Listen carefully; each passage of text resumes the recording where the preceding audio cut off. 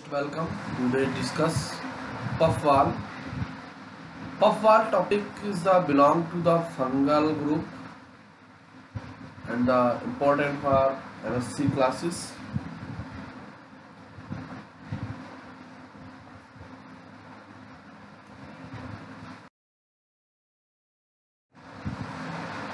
The puffballs are the fungi, so named because clouds, brown dust-like spores are emitted when the mature fruiting body burst or impacted.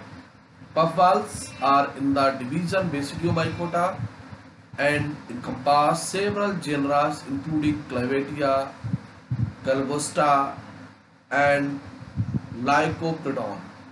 True puffballs do not have a visible stalk or stems. The puffballs were previously treated as taxonomic group called the Gastromycetes. What they are now known to are phylogenetic assemblies. तो puffballs देखा जाए एक fungi है और इसके अंदर क्या होता है, फ्रूटिंग बॉडी जो होती है उसके अंदर स्पोर जो होते हैं डस्ट फॉर्म में भरे रहते हैं और जैसे ही ये फ्रूटिंग बॉडी मैच्योर होती है और फ्रूटिंग बॉडी वस्ट हो जाती है और स्पोर्स जो है वो बहुत प्रेशर से बाहर निकलते हैं। तो वह जो बेसिकली पफबॉल्स फंजाई है उनको एक डिवीजन में रखा गया है बेसिडियोमाइकोटिना। बेसिडियोमाइकोटिना के मेंबर्स है, उसमें फ्रूटिंग बॉडीज मिलती हैं और उसी के अंदर फ्रूटिंग बॉडी के अंदर स्पोर्स भरे रहते हैं। तो इसके अंतर्गत बहुत सारे जेर्राज हैं जैसे कि क्लेवेटिया, कल्बोविस्टा एंड लाइकोप्रोडॉन जो मेन ऐसे जेर्रा है जिनके अंदर इस प्रकार की फ्रूटिंग बॉडीज पाई जाती है, इनको पफबॉल्स कहते हैं। पफबॉल्स और do not have a visible stock, इसके अंदर स्टॉक या स्टेम नहीं पाया जाता, सीधे जो डायरेक्ट इमिट होती है, जनरेट होती है, वो सीधे फ्रूटिंग बॉडी जनरेट होती है। पफबॉल्स वर प्रीवियसली ट्रीटेड और स्टार्टिंग में इसको टैक्सोनॉमिक ग्रुप के अकॉर्डिंग गैस्ट्रोमाइसेटीज ट्रीट किया गया। This the pictures of some puffballs is the genera. This like the dust from the pressures produce the spores in the nature, and this fruiting body is the black spores in the filled in the fruiting bodies. The distinguished feature of all puffballs is that they do not have the open cup and spore bearing gills. देखा जाए कि सभी जितनी fruiting bodies है आज सभी पफबॉल्स में open cup नहीं मिलता है, अलग अलग स्पोर बेरिंग गिल्स भी होते हैं या इनका जो बॉडी का स्ट्रक्चर है फ्रूटिंग बॉडी का वो अलग अलग होता है। Instead spores are produced internally in the sporoidal fruiting body called the gastrothecium. Gastroid means stomach like basidiocarp.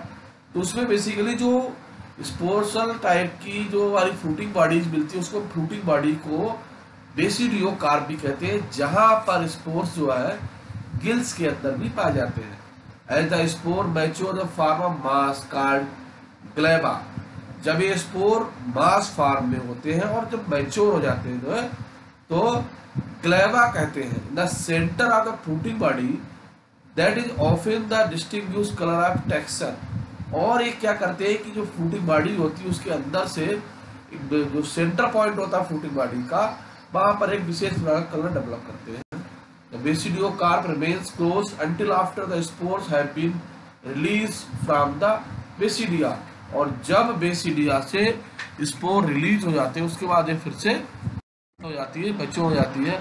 It develop the aperture drives become brittle and split the spore scape. और उसके बाद spores of fruiting body में pressure के द्वारा बाहर निकल जाते हैं। The spore of puffballs are the stigospores rather than blastospores, meaning they are not fabrically extruded from the basidium. Puffballs are and similar form are throughout the have evolved convergently, that is the numerous independently events from Hymenomycetes, gastromysections through the scotoid stage. The gastromycetes are now considered to be the descriptive morphological term, more probably gastroids to avoid taxonomic implication but not valid plastic form. तो इसको अलग group में रखा गया है, लेकिन clustering farm में इसको कंसीडर नहीं किया गया है। Stalked puffball do have a stalk that support to the gleba. None of the stalk puffballs are edible. They are through the white woody mushroom. तो बेसिकली ये edible होते हैं, कुछ नहीं होते हैं, कुछ में स्टॉक मिलता है, कुछ में नहीं मिलता है। जैसे कि मशरूम के अगर देखें तो मशरूम के अंदर स्टॉक पाया जाता है। द हाइमेनोगैस्ट्रोल्स, एंट्रीडियम Lycoperdon, slime moulds are the false puffball.